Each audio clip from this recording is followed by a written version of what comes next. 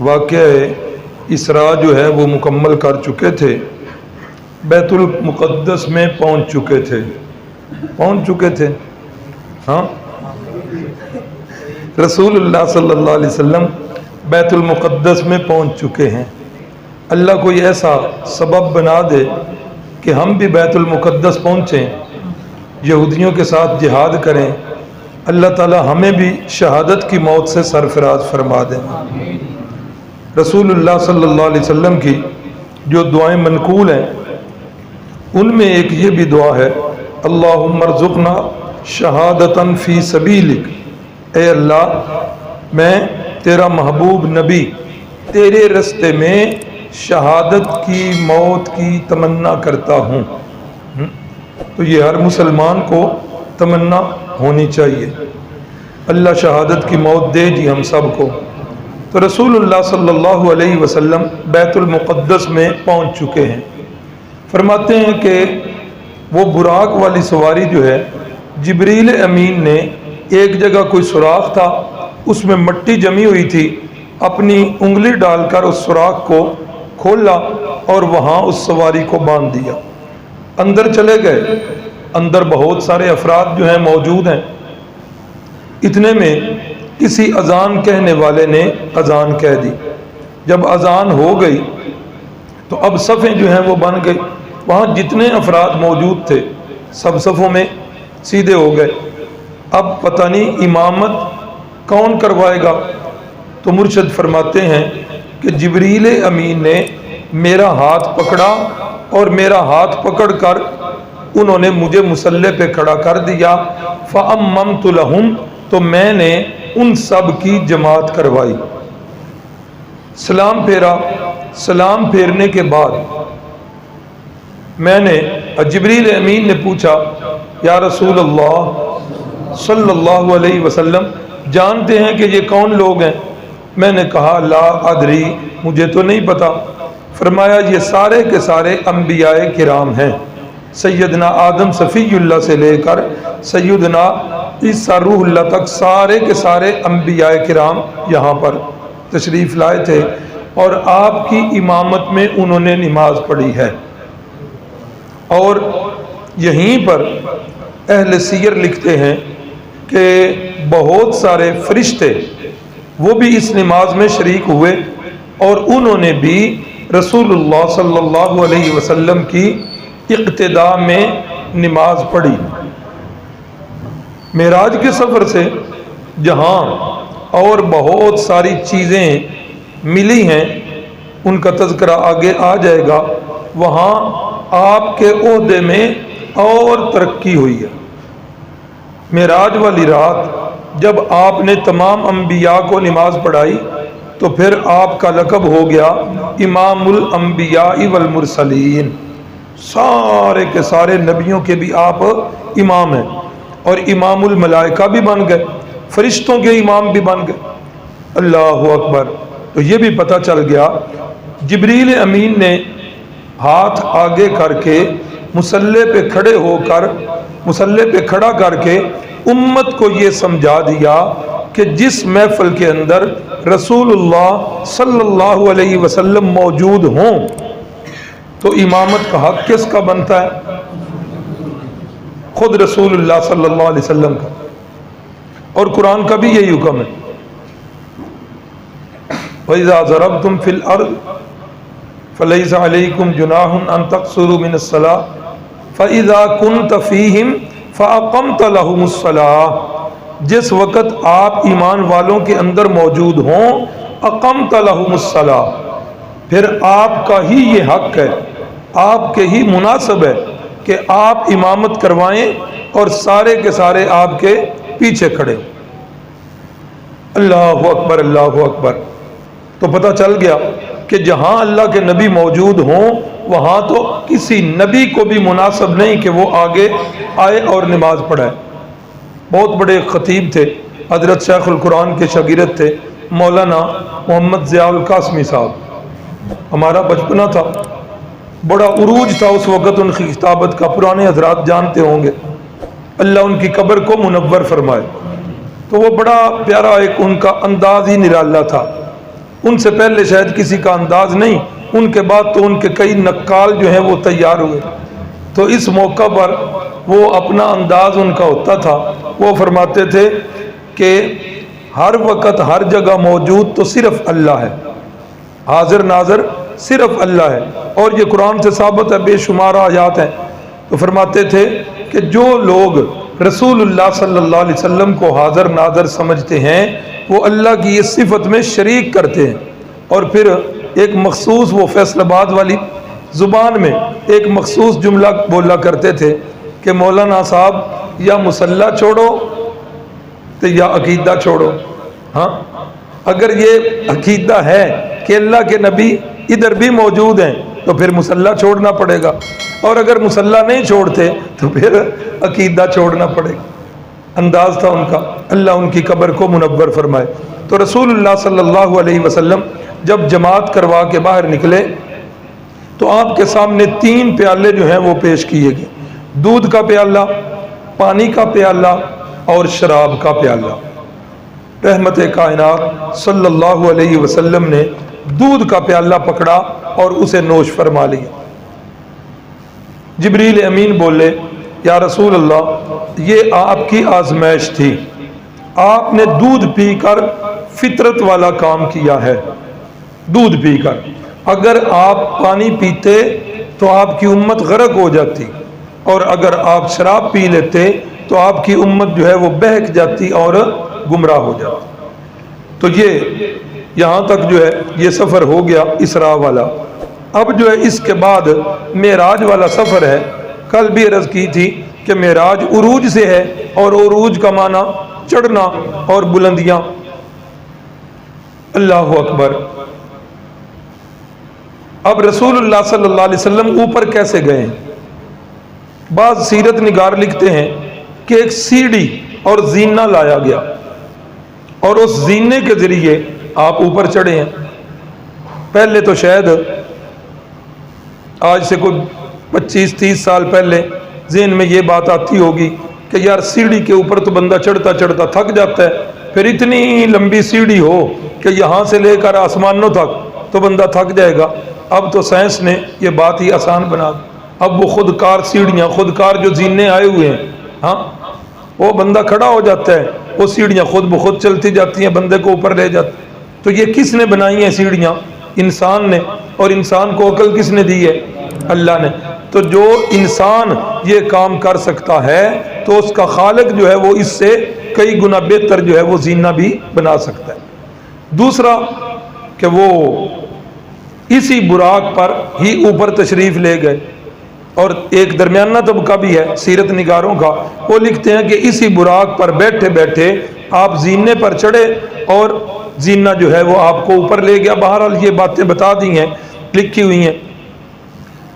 پہلے آسمان پر، دوسرے پر، تیسرے پر انبیاء کرام سے ملاقاتیں ہو رہی ہیں، اور 7 آسمانوں تک ملاقاتیں ہوتی گئیں، اور انبیاء کرام ملتے گئے اور ایک دوسروں سے سلام کے تبادلے بھی ہوتے رہے. رحمت کائنات صلی اللہ علیہ وسلم فرماتے ہیں تو سارے انبیاء سے میں نے جب یہ پوچھا، یہ بھی سوال ہر نبی سے میں کرتا گیا کہ آپ بھی جو دنیا میں مبعوث ہوئے تو آپ کو کون سا جو ہے نا مشن سونپا گیا، جس مشن کو لے کر آپ دنیا میں آئے؟ تو تمام انبیاء کا اس سوال کا ایک ہی جواب تھا، بعثنا بالتوحید، کہ اللہ نے ہمیں توحید کے ساتھ مبعوث کیا. ہماری بھی مرکزی دعوت جو تھی نا وہ مسئلہ توحید کی تھی. آسمانوں سے پھر اوپر چلے گئے، پھر سدرۃ المنتہا، سدرہ عربی زبان کے اندر کہتے ہیں بیری کو، اور منتہا کہتے ہیں کہ وہ جگہ جہاں پر انتہا ہو جائے، نیچے سے جتنی چیزیں بھی جاتی ہیں وہ یہاں آ کر ٹھہرتی ہیں. اس کے بعد جس کا حکم ہوتا ہے اللہ کی طرف سے وہ اوپر جاتی ہے، اور اوپر سے بھی جو کچھ آتا ہے وہ نیچے آنے سے پہلے یہاں سٹاپ ہوتا ہے، پھر جو ہے وہ نیچے آتا ہے. اس کو سدرۃ المنتہا کہتے ہیں. یہ ایک بیری کا درخت ہے اور اس کو نورانی پروانوں نے گھیرا ہوا تھا، بڑا ہی خوبصورت منظر تھا. تو وہاں پہنچ کر جبریل امین جو ہے وہ رک گئے. تو رسول صلی اللہ علیہ وسلم نے جب اوپر ہونے لگے دیکھا کہ جبریل نیچے ہیں، تو فرمایا جبریل اوپر آؤ۔ مولانا روم نے وہاں ایک فارسی کا شعر لکھا ہے جس کا معنی یہ ہے کہ جبریل امین نے فرمایا، اے اللہ کے نبی، یہاں سے جہاں تک میری منزل ہے اس سے اوپر مجھے جانے کا حکم ہی نہیں ہے، یہاں سے اگر میں ایک بال کے برابر بھی اوپر جاؤں گا تو میرے جتنے کے جتنے پر ہیں وہ سارے کے سارے جل کر راکھ ہو، یہاں سے اوپر مجھے جانے کا حکم نہیں۔ اللہ اکبر۔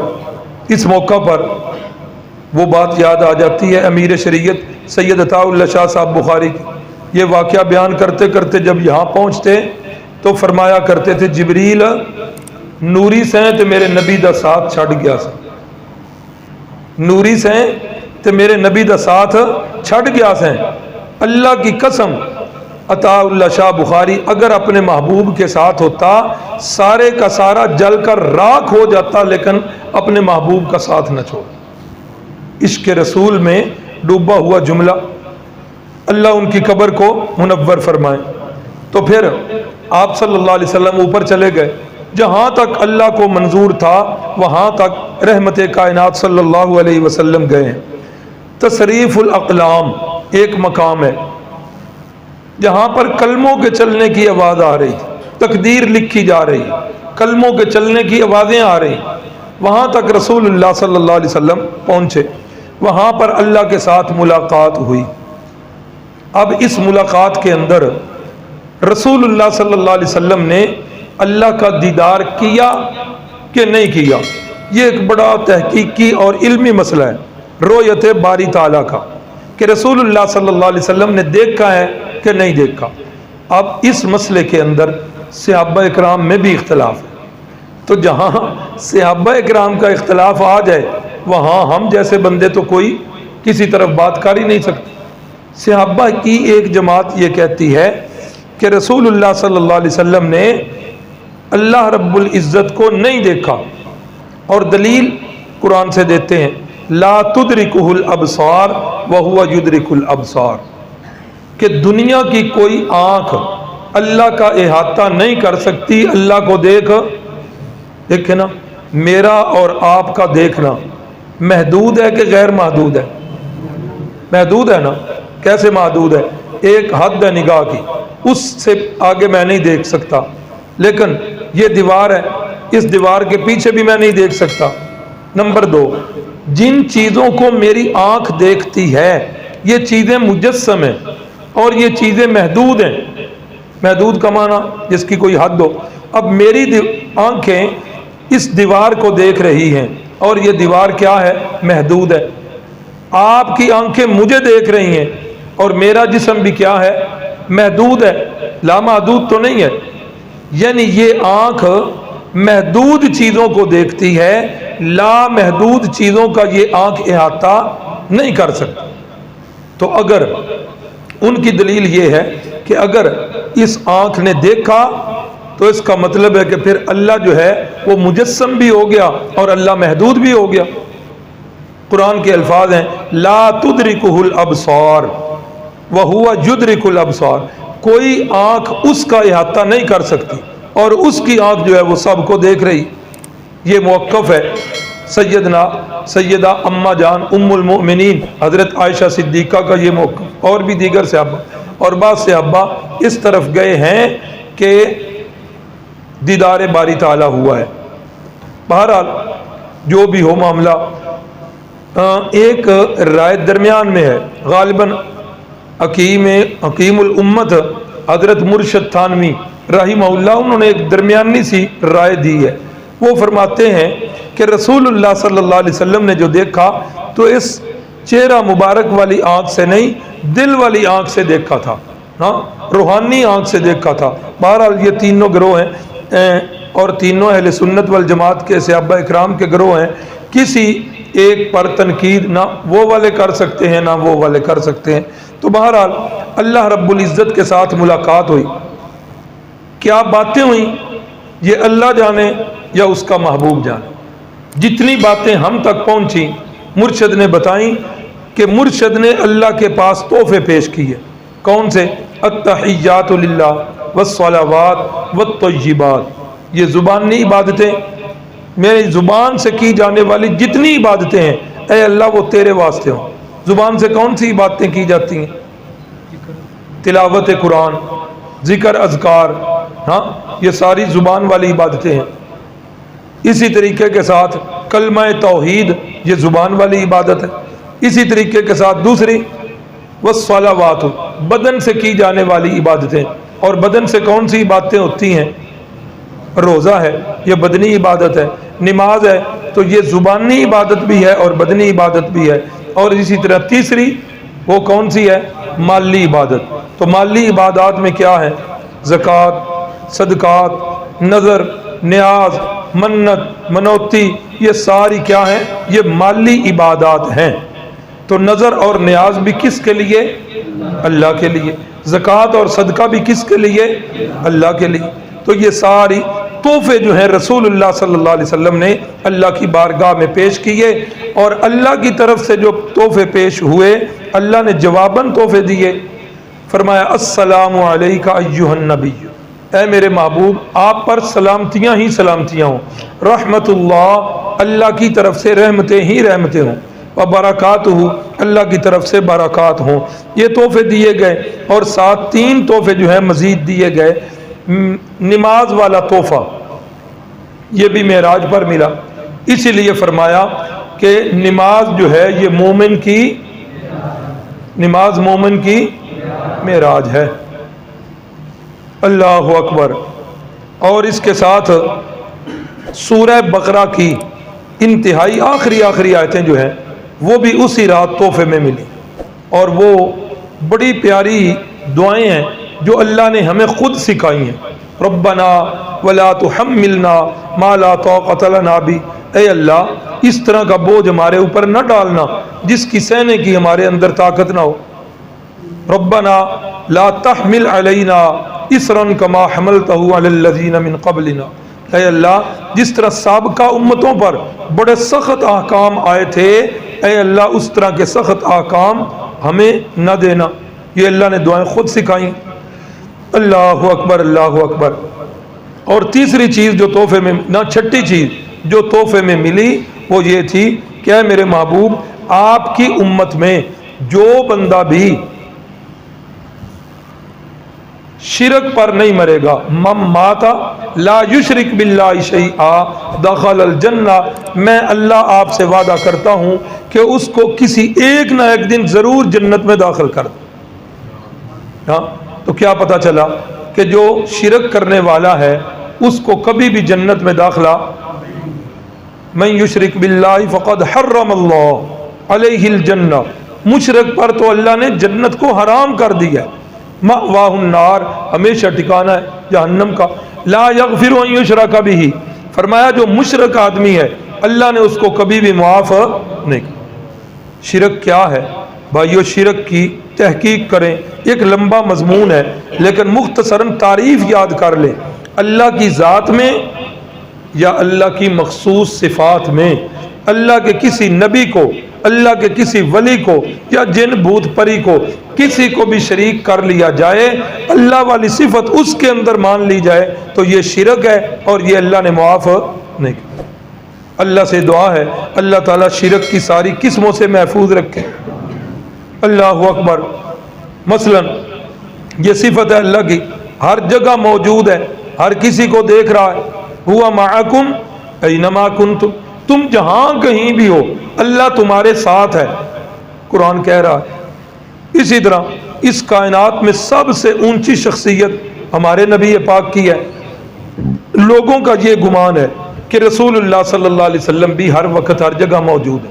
قرآن مجید نے کتنی ہی باتوں کی نفی کی ہے. اے محبوب آپ فلاں جگہ پر بھی نہیں تھے، فلاں جگہ پر بھی نہیں تھے، فلاں جگہ پر بھی نہیں تھے. مثلا 3 پارے کے اندر اماں جان حضرت مریم صدیقہ کا واقعہ کہ ان کی پرورش کون کرے گا. قرآن مجید کے الفاظ ہیں ما کنت لدیہم اذ یلقون اقلامہم ایہم یکفل مریم، اے محبوب جب وہ لوگ اس بات پر سبقت کر رہے تھے، ہر کسی کی خواہش تھی کہ اس پاک باز بچی کی پرورش میں کروں، تو جب وہ اختلاف کر رہے تھے، ہر کوئی مانگ رہا تھا، ما کنت لدیہم، آپ اس وقت ان کے پاس نہیں تھے، وما کنت لدیہم اذ یختصمون، جب وہ جھگڑا کر رہے تھے تو آپ نہیں تھے۔ سورہ یوسف سارے مکمل کر کے واقعہ یوسف آخر پہ اللہ فرماتے ہیں ذالک من انباء الغیب، اے محبوب یہ غیب کی باتیں ہیں، آپ انہیں نہیں جانتے تھے، ما کنت تعلمها، آپ نہیں جانتے تھے، یہ غیب کی باتیں ہم آپ کو بتا رہے ہیں۔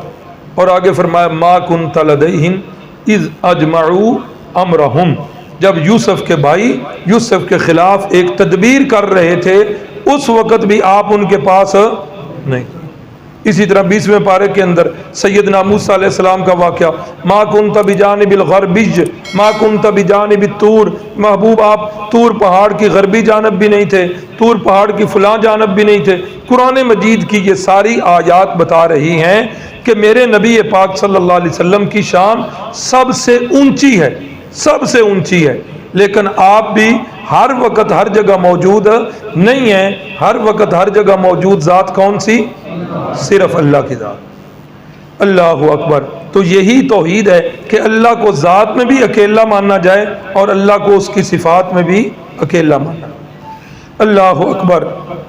تو یہ اللہ کی طرف سے تحفہ ہوا کہ جو بھی آپ کی امت میں سے اس حال میں مرے گا کہ اس نے شرک نہیں کیا ہوگا تو اللہ اس بندے کی ضرور بخشش فرمائیں گے۔ اب یہ ساری سیر ہو گئی ہے، رحمت کائنات واپس تشریف لائے ہیں، واپس پھر مسجد اقصیٰ میں آئے ہیں، وہاں سے پھر اپنی سواری پہ بیٹھ کر آپ واپس آئے ہیں۔ واپسی کے میں بھی کئی واقعات ہوئے ہیں۔ جب آپ واپس پہنچے تو قرآن مجید کے الفاظ ہیں لیلم، یہ سارا معاملہ، یہ سارا واقعہ، یہ ساری سیر پوری رات نہیں لگی۔ کیا ہوا ہے؟ لیلن، یہ عربی زبان بڑی فصیح زبان ہے، جو یہ تنوین ہوتی ہے نا، دو زبریں دو زیریں دو پیشیں، عربی زبان میں اس تنوین کے بھی معنی ہوتے ہیں۔ لیلن، رات کا کچھ حصہ گزرا ہے، نکرہ کے لیے تھوڑے سے حصے میں اللہ نے یہ ساری اتنی لمبی سیر کروائی، آسمانوں سے اوپر تک سیر کروائی، یہ رات کا کچھ حصہ لگا۔ سوال ذہن میں آتا ہے کہ یہ کیسے ممکن ہے کہ اتنا لمبا سفر ہو؟ ہاں، اور پھر مکے سے مدینہ 450-500 کلومیٹر ہے، آگے پھر جو ہے فلسطین کا سفر، یہ بڑا لمبا سفر، پھر آسمانوں تک کا سفر، کیسے ممکن ہے؟ سادہ سا حل ہے کہ یہ آپ کے سامنے جو کلاک لگا ہوا ہے 9:27 ہو چکے، آپ اس کا سیل نکال دیں، ہاں، سال کے بعد سیل ڈالیں تو کہاں سے چلے گا؟ جہاں رکا ہوا تھا۔ اللہ نے جب محبوب کو یہ ساری سیر کروانی تھی، اللہ نے پوری کائنات سے سیل نکال دیا، ہاں، کائنات کا سارا نظام رک گیا اور اللہ رب العزت جو ہے سیر کروائی۔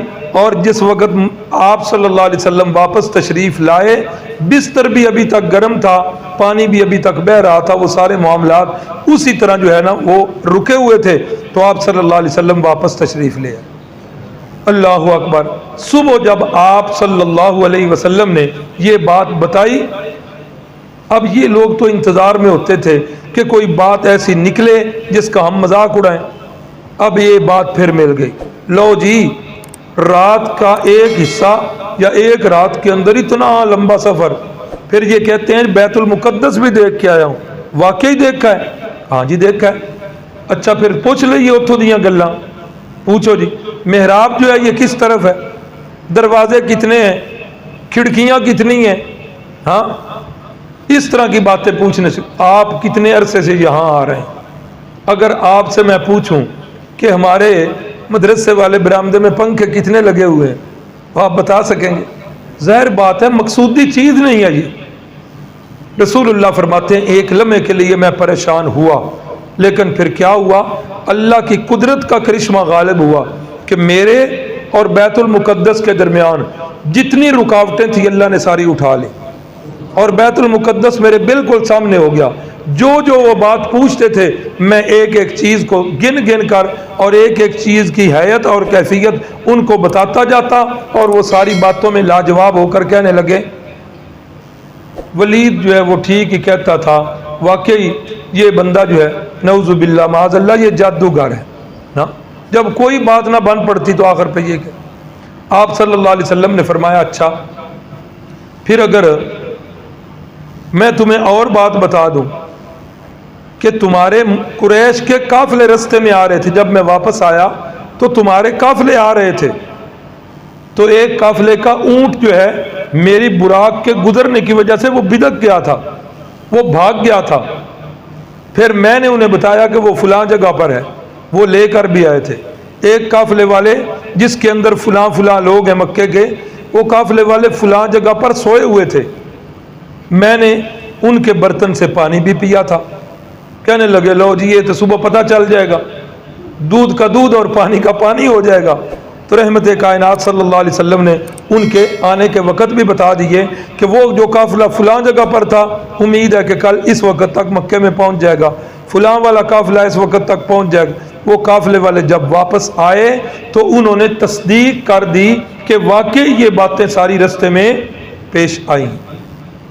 تو جو بات رسول مشرکین جو اعتراض کرتے رسول اللہ ان کا جواب دیتے، اور صدیق اکبر رضی اللہ تعالیٰ عنہ ساتھ ہی تصدیق کرتے، اللہ کے نبی آپ سچ فرما رہے ہیں، آپ سچ فرما رہے ہیں، آپ سچ فرما رہے ہیں۔ اللہ اکبر اللہ اکبر۔ حضرت ام ہانی جو حضرت سیدنا علی المرتضیٰ کی ہمشیرہ ہیں، ان کی ایک لونڈی ہے، نام لکھا ہوا ہے نیا نون یا عین ہا۔ یہ لونڈی کہتی ہے کہ اس دن میں پاس کھڑی ہوئی تھی جب وہ مشرکین مکہ رسول اللہ پر سوال کر رہے تھے اور آپ صلی اللہ علیہ وسلم جواب دے رہے تھے، تو میں نے آپ کی زبان مقدس سے یہ جملہ سنا، آپ ابو بکر کو مخاطب کر کے فرما رہے تھے ان اللہ سماک الصدیق، اے ابو بکر اللہ نے تیرا نام اب صدیق رکھ دیا۔ یہ باتیں یاد رکھنے والی۔ فاروق عمر کو فاروق کا لقب کب ملا؟ جی پچھلے سبق کی دہرائی ہو جائے، عمر کو فاروق کا لقب کب ملا؟ جب انہوں نے کہا کہ اب عبادت چھپ کر نہیں ہوگی، عمر ایمان لایا ہے تو اب بیت اللہ کے اندر جا کر نماز، اللہ کے نبی نے فاروق کا لقب دیا۔ تو یہی معراج والا واقعہ ہے جس واقعے کی وجہ سے ابو بکر صدیق بنا اور ابو جہل جو ہے وہ زندیق بنا۔ اللہ اکبر اللہ اکبر۔ آپ صلی اللہ علیہ وسلم نے یہ آگے چل کر آنا ہے مضمون، لیکن آج کے مضمون سے متعلق ہے۔ آپ صلی اللہ علیہ وسلم نے خطوط مبارک لکھے بادشاہوں کو جو دور دراز کے تھے، انہی بادشاہوں میں ایک مشہور بادشاہ کیسر روم ہرقل بادشاہ ہے۔ جب آپ صلی اللہ علیہ وسلم کا خط اسے ملا کہ محمد، ایسے نہیں جی اونچی آواز، ایک دفعہ پھر، محمد صلی اللہ علیہ وسلم کی طرف سے یہ کیسر روم کی طرف جو ہے خط ہے کہ مجھے اللہ نے نبی مبعوث کیا ہے، میری دعوت کو مان لو کامیاب ہو جاؤ گے۔ جب یہ خط ملا تو کیسر روم نے اپنے درباریوں سے کہا کہ ایسا کرو کہ مکے کا کوئی بندہ ادھر ہمارے پاس آیا ہوا ہے تو اسے لاؤ۔ مکے کا ایک تجارتی قافلہ آیا ہوا تھا اور اس تجارتی قافلے کے اندر جو ہے ابو سفیان جو ہے موجود تھے اور اس وقت تک مسلمان نہیں۔ قافلہ آ گیا، کیسر روم نے پوچھا وہ جس بندے نے نبوت کا دعویٰ کیا ہے اس بندے کا کوئی قریبی رشتہ دار تمہارے اندر موجود ہے؟ ابو سفیان کہنے لگے جی میں موجود۔ پھر اس نے مختلف سوالات کیے، ابو سفیان جواب دیتے جا رہے ہیں۔ جواب دے کر ابو سفیان کہنے لگے کہ اے ہرقل، ایک ایسی بات نہ تمہیں میں بتاؤں جسے سن کر تمہیں یقین ہو جائے گا کہ وہ بندہ اپنے دعوے میں سچا نہیں۔ کہا کیا بات؟ کہا بھی حالیہ ایک واقعہ پیش آیا کہ وہ بندہ کہتا ہے کہ رات کے ایک حصے کے اندر میں جو ہے گیا ہوں بیت اللہ سے یہ مسجد اقصیٰ تک، پھر مسجد اقصیٰ سے آسمانوں تک یہ ایک رات لگی ہے، اور آپ بتائیں کہ ایک رات کے اندر بندہ کتنا سفر کر سکتا؟ اللہ اکبر۔ تو ابو سفیان نے یہ واقعہ اس لیے سنایا کہ ہرقل جو ہے اسے یقین ہو جائے کہ رسول اللہ صلی اللہ علیہ وسلم اپنے دعوے میں سچے نہیں ہیں۔ تو کہتے ہیں کہ جس وقت ابو سفیان نے یہ کہا، بادشاہ کے درباریوں میں ایک بندہ اٹھا، اور یہ وہ بندہ تھا جو بیت المقدس کا سب سے بڑا بطریق یعنی مذہبی رہنما تھا۔ اس نے کہا کہ یہ واقعہ بالکل سچا ہے، ہاں گھر سے گواہی، یہ واقعہ بالکل سچا ہے۔ ہرقل کہنے لگا تمہیں کیسے پتا، تم اس کی کیسے تصدیق کرتے ہو؟ کہا جس رات کی یہ بات کر رہا ہے نا، اس رات جو میرے ساتھ پیش آیا میں بتاتا ہوں۔ میری یہ روٹین ہے، عادت ہے کہ بیت المقدس کے دروازے رات کو بند کر کے جاتا ہوں اور صبح خود آ کر کھولتا ہوں۔ اس رات باقی سارے دروازے بند ہو گئے، مرکزی دروازہ جو ہے نا یہ بند نہیں ہوا۔ پھر میں نے ایک دو ہمسایوں کو بلایا کہ آؤ یار ذرا زور لگا کر یہ دروازہ بند کرو۔ انہوں نے دروازہ بند کرنے کی، ہم سب نے مل کر کوشش کی، دروازہ بند نہیں۔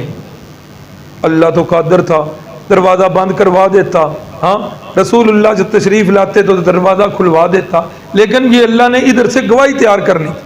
بطریق کہتا ہے سارا زور لگایا، بالآخر ہم نے یہ سمجھا کہ یہ دروازے سے اوپر والی جو دیوار ہے یہ نیچے ہو گئی ہے، اس وجہ سے دروازہ اس کے ساتھ اٹک گیا ہے۔ ہاں تگڑے مستری جتنے لنٹر پان وہ تھیں دے کرتب بخا دیں نا۔ ہاں جی، تو یہ جو ہے نا، ہم جو ہے پھر اس بات پہ پہنچے کہ اب جو ہے کچھ بھی نہیں ہو سکتا، رات ہے چلے جاتے ہیں، صبح اٹھ کر اس کا کوئی جو ہے نا آ کر حل کریں۔ تو جب صبح ہم آئے تو ایک تو ہم نے دیکھا کہ دروازہ اسی طرح جو ہے چل رہا ہے بالکل ٹھیک، یعنی وہ رات والی بات ہی اس میں نہیں تھی۔ اور دوسرا دیکھا کہ دروازے کے ساتھ وہ ایک سوراخ تھا، پہلے نہیں تھا، وہ سوراخ تھا اور یوں لگتا تھا جیسے اس کے ساتھ کوئی سواری جو ہے وہ باندھی گئی۔ تو جس رات کی یہ بات کر رہے ہیں اس رات یہ واقعہ پیش آیا، اور ہم نے اپنی سابقہ کتابوں کے اندر یہ نشانی پڑھی ہوئی ہے کہ نبی آخر الزمان جو آئیں گے، ایک رات ایسی آئے گی کہ اس بیت المقدس کے اندر آ کر سارے نبیوں کو جماعت کروا۔ تصدیق ہو گئی، اللہ اکبر اللہ اکبر۔ تو رسول اللہ صلی اللہ علیہ وسلم کا یہ واقعہ جو ہے یہ معراج والا واقعہ ہے۔ پھر اس معراج والے واقعے پر بہت سارے لوگوں نے اعتراضات بھی کیے ہیں اور ان کے جوابات علماء نے دیے ہیں۔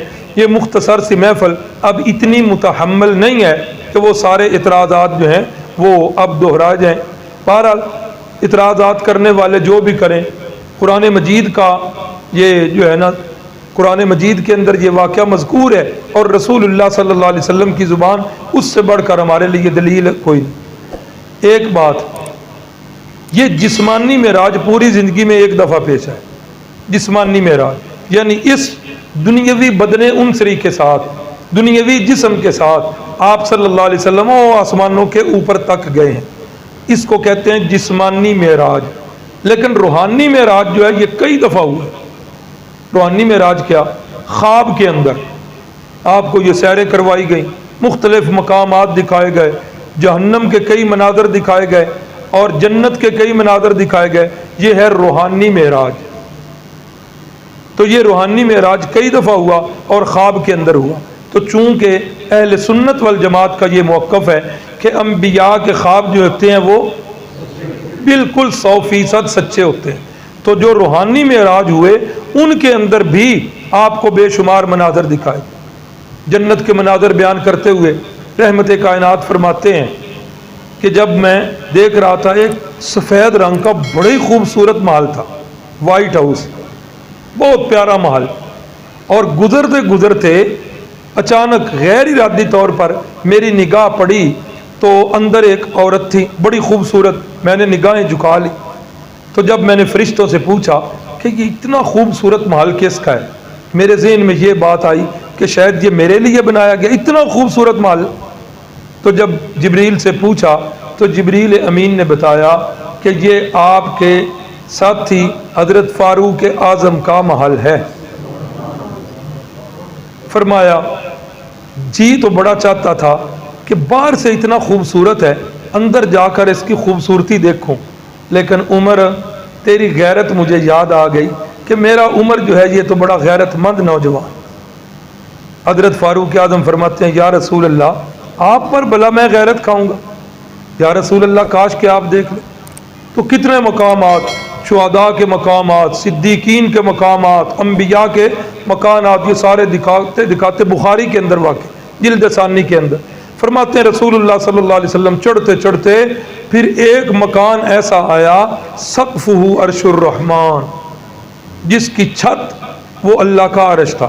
اس کی ہائٹ اور بلندی کا اندازہ اس بات سے لگائیں کہ جس مکان کی چھت اللہ کا عرش ہو تو اس سے بلند اور کیا ہو سکتا ہے؟ یعنی اللہ کے بعد سب سے اونچا مکان جو ہے۔ تو میں نے فرشتوں سے پوچھا یہ مکان کس کا ہے؟ فرشتوں نے کہا ہوا منزلو کا، یا رسول اللہ صلی اللہ علیہ وسلم یہ آپ کا مکان ہے۔ میں نے کہا اچھا میرا مکان ہے؟ بخاری جلد ثانی۔ میں نے کہا اچھا پھر مجھے دیکھنے دو، اندر جانے دو۔ تو جواب آیا انہ قد باقی لک عمر، ابھی آپ کی عمر مبارک دنیا والی باقی ہے۔ جب آپ دنیا کی عمر کو مکمل کر لیں گے اتیتا منزلہ کا، یا رسول اللہ سیدھے آپ اپنے اس مکان میں تشریف لے آئیں۔ بخاری ہے جلد ثانی ہے، میری اپنی جو بخاری کا نسخہ ہے اس پر میں نے حوالہ بھی لگایا ہوا۔ تو معلوم کیا ہوا اس حدیث سے، روحانی معراج سے، کہ آپ صلی اللہ علیہ وسلم وفات شریفہ کے بعد آپ کا جسم مقدس، جسم مطہر مدینہ شریف والی روضہ اطہرہ والی قبر مبارک کے اندر اسی طرح آج بھی تر و تازہ ہے جس طرح صحابہ کرام نے پہلے دن رکھا تھا، بلکہ پانی کے اندر مچھلی اتنی شاید تر و تازہ نہ ہو، گلاب کا پھول اپنی ٹہنی پر شاید اتنا تر و تازہ نہ ہو جتنا میرے محبوب کا وجود مسعود جو ہے اس قبر مبارک کے اندر تر و تازہ، کفن کو بھی مٹی نہیں لگی۔ اور یہ حدیث کا بھی مسئلہ ہے ان اللہ حرم علی الارض ان تأکل اجساد الانبیاء، اجساد الانبیاء، کہ اللہ نے زمین پر حرام کر دیا ہے کہ انبیاء کرام کے اجسام مقدسہ کو مٹی چھو بھی نہیں سکتی۔ تو جسم مقدس یہاں پر اور آپ کی روح مبارکہ او اعلی علیین کے اندر جو سب مکانوں سے اونچا مکان ہے، آپ کی روح مبارکہ وہاں پر۔ تو یہ سارے تھے معراج کے واقعات اور حالات جو آپ کے سامنے انتہائی مختصر انداز میں گوش گزار کیے۔ یہ 11 نبوی کا واقعہ تھا۔ اب 12 نبوی سال اس کے اندر بیعت عقبہ اولیٰ ہوئی ہے، بیعت عقبہ اولیٰ۔ کل بات گزری تھی مدینہ کی 6 سعادت مند روحیں، ذہن میں آ گیا واقعہ کہ وہ لوگ جو آئے تھے مدینہ میں عمرہ کرنے کے لیے، رسول اللہ صلی اللہ علیہ وسلم کے ساتھ ملاقات ہو گئی اور انہوں نے پھر کیا کیا؟ اسلام قبول کر لیا۔ اب یہ لوگ واپس حج کر کے واپس چلے گئے، تو انہوں نے وہاں جا کر محنت کی۔ تو یہ 6 لوگ تھے 11 کے اندر، تو 12 نبوی سال کے اندر جب یہ واپس آئے تو یہ 12 افراد، ڈبل تعداد ہو، پہلے 6 تھے اب کتنے ہو گئے؟ 12۔ 6 تو وہی تھے جو پچھلے سال والے تھے، اور مزید 6 تھے حضرت معاذ ابن الحارث، یہ حضرت معوذ کے بھائی ہیں، ذکوان، عبادہ بن صامت، یزید ابن ثعلبہ، عباس ابن عبادہ، ابو الہیثم اور اویم ابن ساعدہ۔ یہ 6 یا 7 افراد جو ہے مزید محنت کر کے انہیں لے کر آئے۔ ایک جگہ متعین ہوئی تھی عقبہ، یہ جو لکھا ہوا ہے عقبہ کہتے ہیں گھاٹی کو، قرآن مجید میں بھی یہ لفظ سورۃ البلد میں استعمال ہوا ہے۔ تو اس گھاٹی والی جگہ متعین ہوئی، رسول اللہ صلی اللہ علیہ وسلم بھی بنفس نفیس وہاں پر پہنچ گئے، اور یہ صحابہ اکرام جو ہیں یہ بھی وہاں پر پہنچ گئے۔ رسول اللہ صلی اللہ علیہ وسلم کے ساتھ ان کی ملاقات ہوئی، اور انہوں نے پھر بیعت کی تجدید کی اور بیعت اسلام انہوں نے کی ہے۔ بیعت کا معنی میں نے لکھا ہے، بیعت لفظ بے سے مشتق ہے، بے سے نکلا ہے۔ بے کا معنی ہوتا ہے بیچنا، بے کا معنی بیچنا، تو بیعت بھی اسی سے نکلا ہے۔ معنی کیا ہوگا؟ اپنی رضا اور رغبت سے اپنی جان اور اپنے مال کو جنت کے بدلے اللہ کریم کو فروخت کرنا اور بیچنا، اس کا نام کیا ہے؟ بیعت۔ بیعت کی کئی قسمیں ہیں، ایک بیعت اسلام ہے جس کا بھی تذکرہ چل رہا ہے، اور ایک بیعت جو ہوتی ہے بیعت علی الجہاد، کہ جب رسول اللہ صلی اللہ علیہ وسلم جہاد کے لیے جاتے صحابہ کرام بیعت کرتے کہ ہم جب تک یا فتح ہوگی یا شہادت ہوگی واپس نہیں آئیں گے، تو یہ بیعت جہاد ہے۔ ایک جو ہے اگر کوئی متبع سنت متبع شریعت اللہ کا کوئی ولی مل جائے اور واقعی اللہ کا ولی ہو، دنیا کا بھوکا دنیا کا رسیا نہ ہو، ایسا کوئی بندہ مل جائے تو اس کے ہاتھ پر بھی بیعت جو ہے یہ ثابت ہے، لیکن یہ نہ واجب نہ فرض نہ سنت۔ یہ بیعت جو ہوتی ہے ایک اس بات کی ہوتی ہے کہ میں آپ کے ساتھ وعدہ کرتا ہوں کہ میں آپ جو مجھے نیکی کے کام کی نصیحتیں کریں گے میں اس کے اوپر کاربند رہوں گا اور میں اس پر پابندی کی کوشش کروں گا۔ تو یہ بیعت کی قسمیں ہیں۔ تو یہ بیعت کا معنی بھی بتا دیا، بیعت کی تعریف بھی بتا دی۔ بیعت کی شرطیں کیا ہوتی تھیں؟ 28واں پارہ ہے، سورۃ الحجرات ہے، اس کے اندر یہ ساری شرطیں لکھی ہیں کہ جو بھی بیعت کرنے کے لیے آپ کے پاس آئیں تو سب سے پہلی شرط کیا رکھنی ہے؟ شرک نہیں کرنا۔ یہ بار بار شرک کی بات، بار بار توحید کی بات، اس معاملے میں آپ سوچیں سمجھیں تحقیق کریں، اور یہ چیز بڑی لازمی۔ شرک ایک رائی کے دانے کے برابر بھی عقیدے کے اندر ہوگا تو اس کی بخشش نہیں۔ اللہ اکبر۔ پہلی شرط لا یشرکن باللہ شیئا، دوسری ولا یسرقن، چوری نہیں کرنی۔ کیا نہیں کرنی؟ چوری نہیں۔ چوری بڑا دل کرتا ہے، شیطان کہتا ہے یہ چیز پڑی ہوئی ہے اس کو لے لو۔ اللہ اکبر اللہ اکبر۔ ایک لمحے کے لیے بندہ احتساب تو کرے کہ اگر یہی چیز میری پڑی ہوئی کوئی دوسرا بندہ اٹھا لے تو میرے جذبات کیا ہوں۔ چوری ہے، غصب ہے، کسی کا مال دبا لینا، چوری کر لینا۔ ہاں، رسول اللہ صلی اللہ علیہ وسلم نے فرمایا جس بندے نے کسی کا مال غصب کیا ہوگا یا چوری کیا ہوگا، وہ مال غصب شدہ چوری شدہ قیامت والے دن میدان معاشر میں اللہ تعالیٰ اس کے سر کے اوپر رکھ دیں۔ وہ مال ہوگا، جانور ہوگا، مکان ہوگا، کوئی بھی چیز ہوگی، اس چور کے غاصب کے سر پر اللہ رکھ دیں، اور اللہ پھر اس کو زبان دیں گے، قوت گویائی دیں گے۔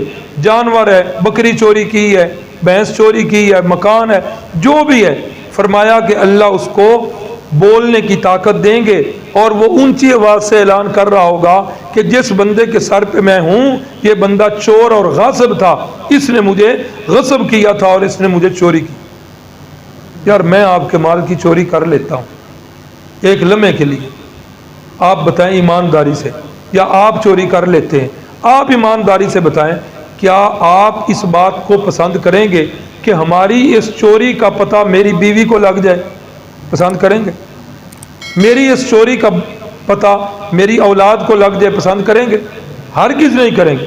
تو یار جہاں ساری کائنات ہوگی، سارے انسان ہوں گے، انبیاء ہوں گے، اور خود رسول اللہ صلی اللہ علیہ وسلم، اللہ اکبر اللہ۔ علامہ اقبال کی ایک ربائی ہے، یقین کریں کہ بڑے ہی نا عشق رسول میں ڈوب کر اس نے وہ ربائی کی۔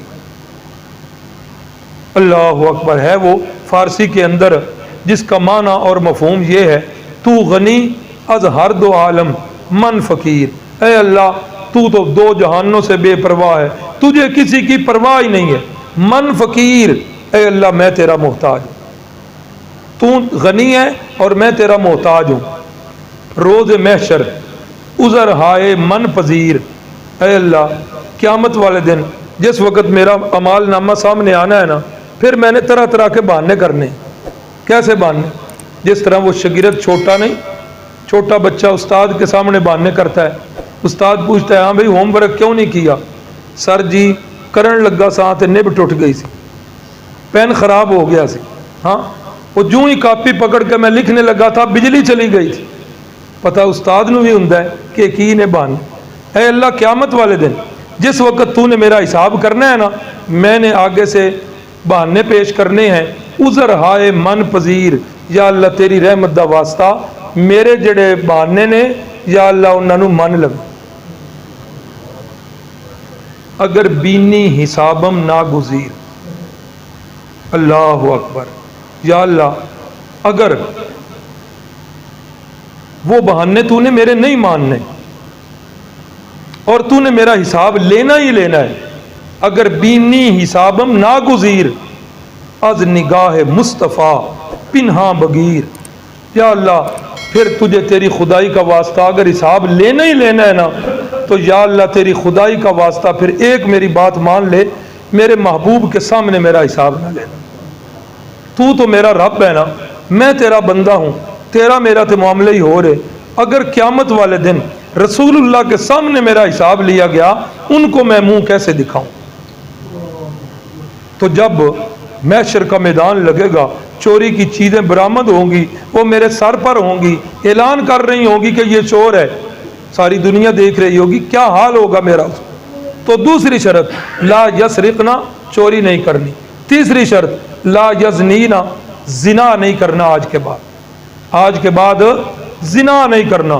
ایسے بھی خوش نصیب صحابہ اور ایسی بھی خوش نصیب صحابیات ہیں کہ جنہوں نے جاہلیت کے اندر بھی یہ کام نہیں کیا. یہ آ جائے گی فتح مکہ والے دن کی بحث میں, یہ آ جائے گی, بڑی پیاری بحث ہے. یہاں پر حضرت سیدنا معاویہ کی والدہ حضرت ہند کی بڑی پیاری بحث ہے. تو یہ تیسری شرط زنا نہیں کرنا.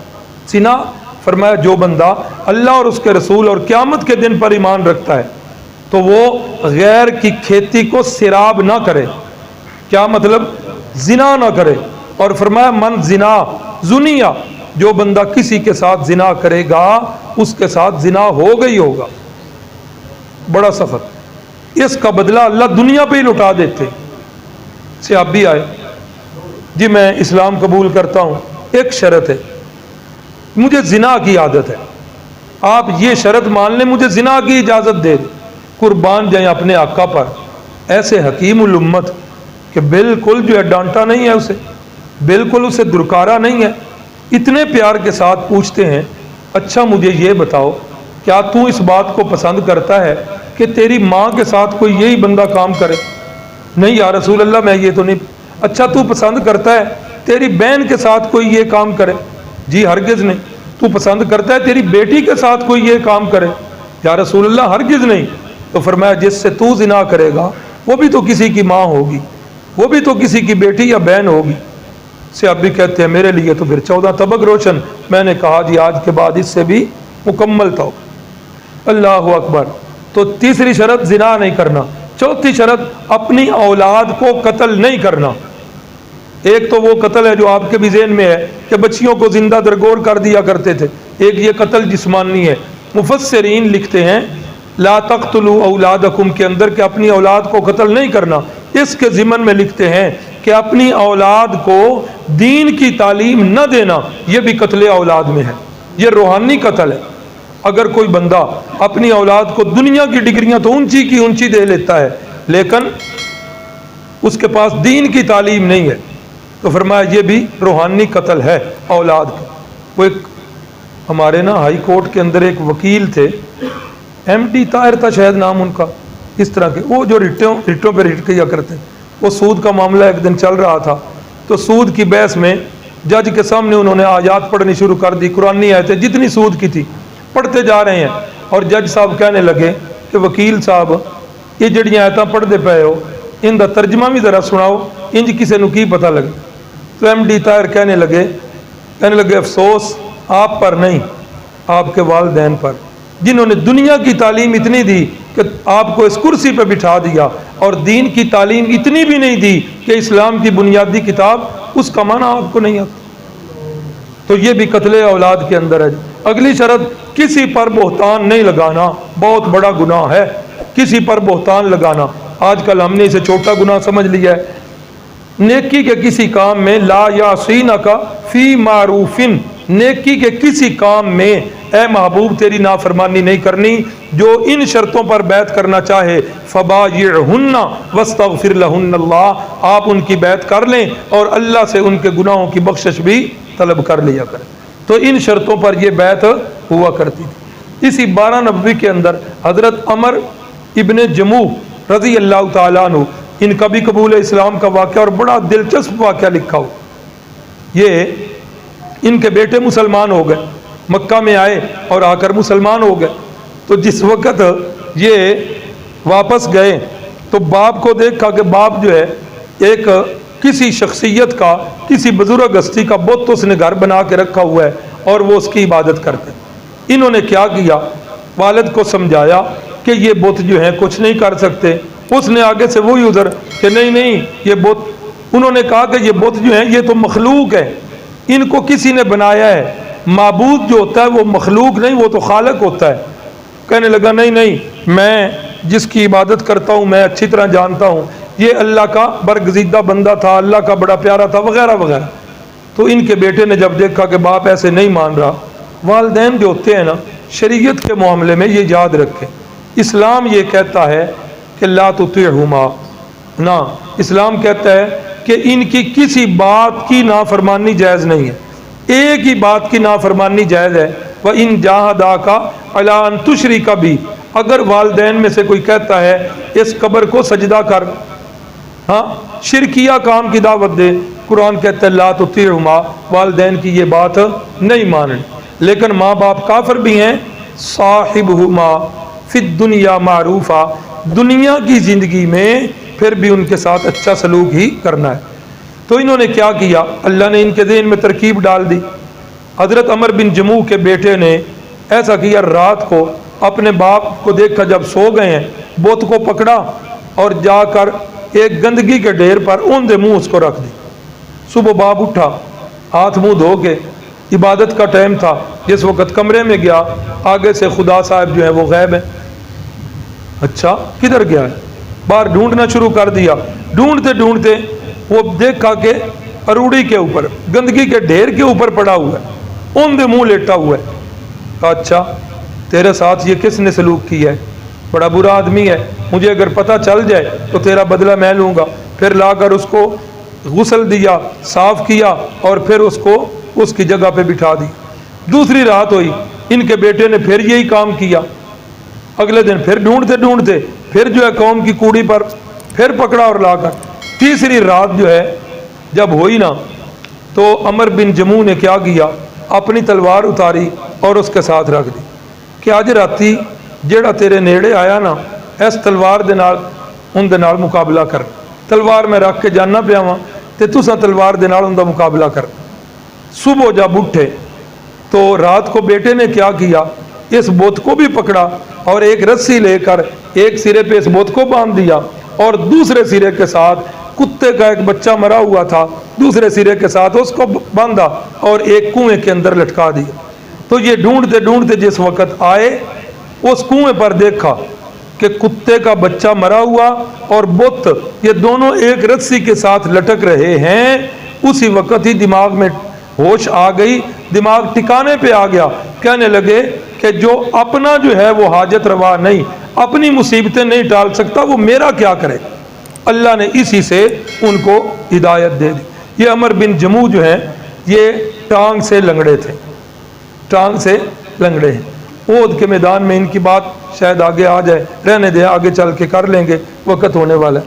اب جی 13 نبوی سال کے اندر 12 نبوی میں بیعت عقبہ اولا ہوئی ہے اور اس میں کتنے افراد تھے، 12 افراد۔ تو رسول اللہ صلی اللہ علیہ وسلم جس وقت یہ واپس جانے لگے 12 کے 12 افراد، اللہ کے نبی نے ان کے ساتھ ایک معلم جو ہیں ان کو بھیج دیا اور جن کا نام نامی اسم گرامی حضرت مصعب بن عمیر، سنا ہے نام، سبق کے اندر گزرا ہے۔ کون سی ان کی صفت مشہور بتائی تھی جی؟ شہزادوں کی طرح زندگی گزارتے تھے، کوئی اور بات؟ فیشن کے بانی تھے، فیشن شروع ہی ان کے لباس سے ہوتا تھا، اتنی شہزادوں والی زندگی کہ سب سے پہلے نیا فیشن والا لباس جو آتا مکے میں سب سے پہلے ان کا ہوتا اور اس کے بعد لوگ ان کے لباس کو دیکھ کر پھر آگے اپنے لباس بنوایا۔ اس شہزادے نے جب اسلام قبول کیا چچے نے بڑا برا حال کیا، مار مار کر، اور پھر ایسی حالت میں نکلے کہ ان کے پاس چیز ہی کوئی نہیں تھی۔ اسلام قبول کیا تو گھر والوں نے ہر چیز چھین لی، تو یہ اسلام کے معلم اول بنے اور رسول اللہ صلی اللہ علیہ وسلم نے انہیں جو ہے مدینہ طیبہ استاد بنا کر بھیجا، اور یہ جا کر ادھر جس گھر میں ٹھہرے ادھر جا کر انہوں نے اسلام کی تبلیغ شروع کر دی۔ مدینہ کے اندر ایک قبیلہ تھا بنی عبد الاشل کا، تو یہ اس قبیلے کے دو سردار تھے، ایک حضرت سعد بن معاذ ہیں اور ایک جو ہے حضرت اسید بن حذیر ہیں۔ تو انہوں نے پھر ان پر محنت بھی اس طریقے کے ساتھ کی کہ یہ ان کی عورتوں کو بچوں کو تبلیغ کر رہے تھے۔ اتنے میں حضرت اسید جو ہے وہ تشریف لے آئے، انہوں نے آ کر برا بھلا کہنا شروع کر دی کہ ہمارے بچوں کو کیوں گمراہ کر رہے ہو، ہماری عورتوں کو، اٹھو اور ہمارے قبیلے سے نکل جاؤ۔ اگر یہ میرا خالہ زاد بھائی تیرے ساتھ نہ ہوتا تو پھر دیکھتا کہ میں کیا حال تیرا کرتا۔ حضرت مصعب بن عمیر رضی اللہ تعالیٰ پھر کیا تیرا میں حال کرتا۔ تو انہوں نے کہا بھائی اسید ایسا کرو، چند منٹ بیٹھ جاؤ، میری صرف بات سن لو، دل نے قبول کیا تو مان لینا، دل نے قبول نہ کیا بے شک رد کر دینا، ہم زبردستی تو نہیں منوائیں گے۔ کہا چلو ٹھیک ہے، بات انصاف کی ہے۔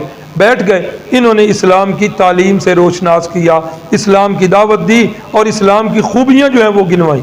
تو جس وقت انہوں نے گنوائی اسلام کی خوبیاں، کہنے لگے کہ واقعی ایک بندے کا صحیح عقیدہ تو یہی ہونا چاہیے، تمہارے مذہب میں آنے کے لیے کیا طریقہ ہے؟ فرمایا کہ غسل کرو، غسل کر کے آ جاؤ اور آ کر کلمہ اسلام پڑھ لو، ہمارے بھائی ہو جاؤ۔ اب جس وقت یہ حضرت اسید بن حذیر ادھر سے اٹھے نا جانے لگے تو کہنے لگے کہ آپ جو ہے نا وہ صرف ایک کام کر لو، وہ یہ کام ہے، ایک بندہ اگر آپ کی محنت سے اور مسلمان ہو جائے نا پھر ہمارا پورا قبیلہ مسلمان ہو جائے۔ کہا کون سا؟ کہا کہ میرا بھائی ہے سعد ابن معاذ، اس کو آپ مسلمان کر لیں، اگر وہ مسلمان ہو گیا تو پھر سارا قبیلہ۔ چلو ٹھیک ہے۔ اب جی ادھر سے اٹھ کر گئے، غسل کیا، غسل کر کے واپس آئے، کلمہ پڑھا، کلمہ پڑھ کے یہ واپس اپنے اس کزن کے پاس گئے، حضرت سعد ابن معاذ کے پاس۔ ان سے کہا کیا تیری بات ہوئی ہے؟ ان کو منع کیا ہے کہ نہیں آئندہ ہمارے قبیلے میں نہیں آنا؟ کہا میں نے منع کر دیا ہے۔ تو وہ کہتے ہیں ٹھیک ہے ہم آئندہ نہیں آئیں گے، لیکن آپ مہربانی کریں ایک دفعہ آپ بھی بات کر لیں، آپ بڑے ہیں، آپ کی بات جو ہے وہ زیادہ حیثیت رکھتی۔ کہا ٹھیک ہے، اس کام کے لیے تو میں ضرور جاؤں گا اور وہاں جا کر ان سے بات کروں گا، قبیلے کے عقیدے کا مسئلہ ہے۔ تو حضرت سعد بن معاذ ادھر گئے، انہوں نے بھی جا کر برا بھلا کہا۔ حضرت مصعب بن عمیر نے فرمایا کہ آپ چند منٹ بیٹھ جائیں، ہماری بات سن لیں، اگر دل کو اچھی لگے تو مان لینا، نہ اچھی لگے تو ٹھیک ہے آئندہ ہم آپ کے قبیلے میں نہیں آئیں گے۔ پھر انہیں بھی اسلام کی خوبیاں بتائی گئیں، انہوں نے بھی اسلام قبول کر لیا۔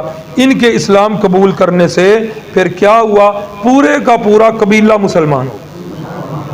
تو جب یہ اگلا سال آیا 13 نبوی سال، حضرت مصعب بن عمیر رضی اللہ تعالیٰ عنہ کی محنت کہ جس وقت حج کا قافلہ چلا، اس قافلے کے اندر تقریباً 400 افراد ہیں، جس کے اندر غیر مسلم بھی تھے، لیکن جو مسلمان افراد تھے ان کی تعداد 75 ہے۔ یعنی پہلے سال 6 بندے، دوسرے سال 12 بندے، پھر ان 12 نے اتنی محنت کی، اور خاص کر کے حضرت مصعب بن عمیر کی اتنی محنت کہ حضرت مصعب بن عمیر کی محنت سے 75 افراد جو ہیں وہ حج کرنے کے لیے اس حاجیوں کے قافلے کے ساتھ آئے ہیں۔ اور اس قافلے کے اندر پھر رسول اللہ صلی اللہ علیہ وسلم سے ٹائم طے ہوا کہ مینا والی رات جو ہے فلاں جگہ پر ملنا ہے، اسی جگہ جس جگہ پچھلے سال ملاقات ہوئی تھی، وہی جگہ بیت عقبہ ثانیہ کہلاتی ہے، اور 75 افراد نے یہاں آ کر اسلام قبول کیا۔ اب جس وقت اسلام قبول کیا، اب یہ جس وقت مدینہ سے چلنے لگے نا 75 افراد، انہوں نے آپس میں بیٹھ کر مشورہ کی کہ یار مکے کے حالات بڑے ہی خراب ہیں، کب تک ہم رسول اللہ صلی اللہ علیہ وسلم پر کفار کا تشدد برداشت کریں، کیا کریں؟ کہا جانا ہے نا تو اس دفعہ دعوت دے کے آئیں گے کہ یا رسول اللہ ہمارے پاس تشریف لے آئیں، مدینے کے اندر آ جائیں۔ تو جس وقت یہ بیعت عقبہ ثانیہ ہوئی تو رسول اللہ صلی اللہ علیہ وسلم کے چچا حضرت عباس رضی اللہ تعالیٰ عنہ اس وقت تک ابھی مسلمان یا تو ہوئے ہی نہیں تھے تو یا اسلام کا اظہار نہیں کیا تھا، لیکن آپ کو ان پر اعتماد بڑا تھا۔ بظاہر یہ دوستی تھی، میں نے پہلے بھی بتایا تھا کہ یہ چچا، ان کی عمر اور رسول اللہ کی عمر مبارک کا بڑا چند سالوں کا فرق تھا، عمر میں تھوڑے ہی بڑے چھوٹے تھے۔ تو حضرت عباس جو ہیں یہ ساتھ ہیں۔ اب انہوں نے دعوت دی کہ آپ مہربانی کریں ہمارے پاس تشریف لے آئیں، یہاں جو ہے نا آپ رہتے ہیں، کفار آپ پر ظلم کرتے ہیں تو ہم سے یہ برداشت نہیں ہوتا، آپ ادھر آ جائیں۔ حضرت عباس رضی اللہ تعالی عنہ وہ فرمانے لگے کہ یار بات سنو، یہ بات جو تم کر رہے ہو تمہیں پتہ ہے کہ ہم کیا کہہ رہے ہیں؟ ہاں جی پتہ ہے۔ ہاں نہیں تمہیں کو نہیں پتہ؟ رسول اللہ کو مدینے کی دعوت دینا اس کا مطلب کیا ہے کہ پورے عرب کے ساتھ تمہاری ٹکر ہو جانی ہے، پورے عرب نے تمہارے خلاف ہو جانا ہے اور سارا عرب متحد ہو کر تمہارے خلاف جنگ کرنے کے درپے ہو جائے گا۔ ایسا نہ ہو کہ کل جس وقت سارا عرب تمہارے خلاف ہو تو تم اس وقت کہیں کہ یا رسول اللہ گل او کسی جڑی ایسا مان لئیے کہ ان مہربانی کرو کسی اور پاس سے تشریف لے جاؤ، سوچ سمجھ کے بات کرو، جلدی نہ کرو۔ اللہ کے نبی کی طرف سے یہ آفر نہیں ہوئی کہ مجھے ادھر لے جاؤ، یہ آفر تمہاری طرف سے ہے، سوچ سمجھ کر تول کر یہ بات کرو۔ اللہ اکبر۔ تو ادھر سے جو حضرات مشورہ کر کے آئے ہوئے تھے وہ اٹھے اور ان کے اندر حضرت برہ ابن مسعود وہ جو ہے اٹھ کر، برہ ابن معرور، انہوں نے اٹھ کر ایک تقریر کی اور انہوں نے کہا یا رسول اللہ صلی اللہ علیہ وسلم ہم اپنے بچوں کی طرح نہیں، اپنے بچوں سے بڑھ کر آپ کی حفاظت کریں، ہماری جان آپ کی جان ہماری جان، آپ کی عزت ہماری عزت، اس بات کو بھول جائیں، ہم ہماری زندگی کے اندر کوئی بندہ آپ کا بال بھی ٹیڑھا نہیں کرے، ہر چیز ہم قربان کر دیں۔ ابو الحسن رضی اللہ تعالیٰ عنہ یہ بھی ان خوش نصیب افراد میں ہیں، یہ اٹھے کہنے لگے جی میں نے بھی ایک گل دی اجازت ہے، آپ جو اتنی کڑی کڑی شرطیں منوا رہے ہیں کہ سارا عرب جو ہے تمہارے خلاف ہو جائے گا، سارے عرب سے جنگ ہو جائے گی، کل کو یہ نہ کہنا کہ ہم تھک گئے ہیں آپ واپس چلے جائیں، ساڈے کولوں تے ساریاں گلاں منوا لئیاں جنا تو پھر ایک ساڈی بھی مان لو۔ کہا جی کون سی؟ کہا کل کو اسلام جب غالب ہو گیا، مکہ فتح ہو گیا تو یا رسول اللہ پھر اے نہ کہے جے میں اپنے وطن واپس جانا ہے، اللہ دی قسم ایسا تو واپس کو نہیں جاؤں۔ یہ کس وقت بات ہو رہی؟ جب چھپ چھپ کے یہ میٹنگ ہو رہی ہے، جب کفار کے ڈر سے یہ چھپ کے مشورے ہو رہے ہیں۔ کتنا اسلام کی صداقت پر یقین ہے، کتنا پیغمبر صلی اللہ علیہ وسلم کی رسالت پر انہیں یقین ہے کہ یا رسول اللہ کل کلاں کو اگر مکہ فتح ہو جائے تو پھر ہم نے آپ کو واپس نہیں ہونے دینا۔ اور حضرت عبداللہ ابن رواحہ اٹھے اور انہوں نے کہا یا رسول اللہ ایک میں بھی سوال کر سکتا ہوں؟ کہا جی اچھا اسی بیعت بھی کر لئیے، تانوں دعوت بھی دے لئیے، ہر چیز تواڈے تے قربان بھی کر دیتی ہے۔ انسان دی طبیعت یا رسول اللہ لالچی ہے، سانو ان دے بدلے کی ملے گا ہمیں بھی تو بتائیں نا۔ تو رسول اللہ صلی اللہ علیہ وسلم نے فرمایا اس کے بدلے میں تمہیں جنت ملے گی، اس کے بدلے میں تمہیں جنت ملے گی۔ حضرت عبداللہ ابن رواحہ اٹھے، یا رسول اللہ اتنے چھوٹے سے کام پر اتنا بڑا جو ہے وہ تحفہ ملے گا؟ یا رسول اللہ سانو یہ سودا منظور جے، نہ اسا واپس کرنا ہے تے نہ اسا تبدیل کرنا ہے۔ اللہ نے آیات نازل کر دیں، ان اللہ اشتری من المؤمنین انفسہم واموالہم بان لہم الجنہ۔ اللہ ان لوگوں کو دیکھ کر بڑا خوش ہو گئے ہیں جنہوں نے اپنی مال اور اپنی جان کے بدلے میں یہ اللہ کو بیچ دی ہیں اور یہ چیزیں جنت کے بدلے میں انہوں نے اللہ کو بیچی۔ رضی اللہ عنہم ورضوا عنہ، اللہ ان سے راضی ہو چکا ہے۔ دعا ہے کہ اللہ تعالی ہم سب کو ان کے نقش قدم پر چلاوے۔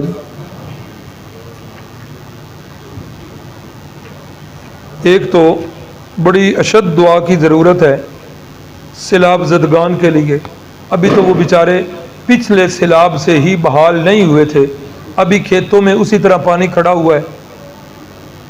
دو چیزیں جو ہے نا انتہائی مشکل میں ہیں۔ جانی نقصان اس دفعہ بڑا کم ہوا ہے لیکن کم ہوا ہے، لیکن اس پانی کی وجہ سے دو مشکلوں سے انتہائی زیادہ وہ دو چار ہیں۔ نمبر ایک، پانی کھیتوں میں کھڑا ہوا ہے اور ان کے جانوروں کے کھانے کے لیے کوئی چیز نہیں، جانوروں کے کھانے کے لیے کوئی چیز نہیں۔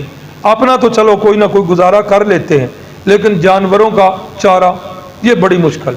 اور دوسری ان بھائیوں کی مشکل کہ ان کی فصلیں ابھی تک زیر آب ہیں، ابھی تک بظاہر تو یہ ممکن نہیں کہ وہ فصلیں دوبارہ جو ہیں وہ پنپ سکیں اور وہ اپنا دانہ جو ہے وہ رکھ سکیں برقرار۔ اللہ کی قدرت پر تو امید ہے لیکن اسباب کے درجے میں کوئی امید نہیں ہے، اسباب کے درجے۔ تو ابھی تک وہ پرانا پانی کھیتوں میں فصلوں میں کھڑا ہوا ہے، اور آج جو ہے وہ نیار اللہ آ گیا ہے۔ وہ بیچارے جو ہیں بڑے ہی آپ کی توجہ کے مستحق ہیں، آپ کی دعاؤں کے مستحق ہیں۔ آپ حضرات میں سے جس جس کے رشتہ دار یا جس جس کے دوست احباب اس پٹی پر چناب کے کناروں پر موجود ہیں، تو مشکل وقت میں ہی بندے کے دوست کا پتہ چلتا ہے نا، تو آپ مہربانی کریں اپنے رشتہ داروں کی خیر خبر لیں، اور اپنے دوست احباب جو بھی ہیں ان کی خیر خبر لیں۔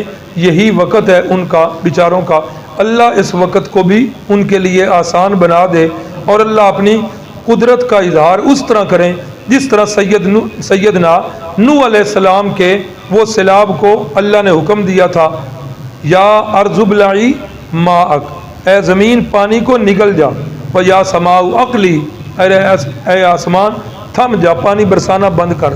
اللہ کو اس طرح قدرت کا کرشمہ جو ہے وہ پیدا کرے کہ یہ زمین ہی پانی کو نگل لے، اور اللہ ہمارے ان بھائیوں کو بحال کرے جو ان کی کمیاں ہوئی ہیں، اللہ اپنی رحمت سے وہ کمیاں پوری کر دے۔ ایک دو دن پہلے بھی یہ بات آئی تھی کہ دکاندار حضرات جو ہے ان کا خیال کریں، تو ٹائم جو ہے وہ 8:30 ہی رہنے دیں۔ اس سلسلے میں عرض کر دوں، اس دن بھی کہا تھا، چلو وضاحت نہیں کی تھی، مجھے جو ہے نا یہ اختتام کے ٹائم کا وہ زیادہ فکر ہوتا ہے کہ ایسے وقت میں یہاں سے ہم فارغ ہو جائیں کہ یہ وقت جو ہے کسی کے لیے بوجھ نہ بنے۔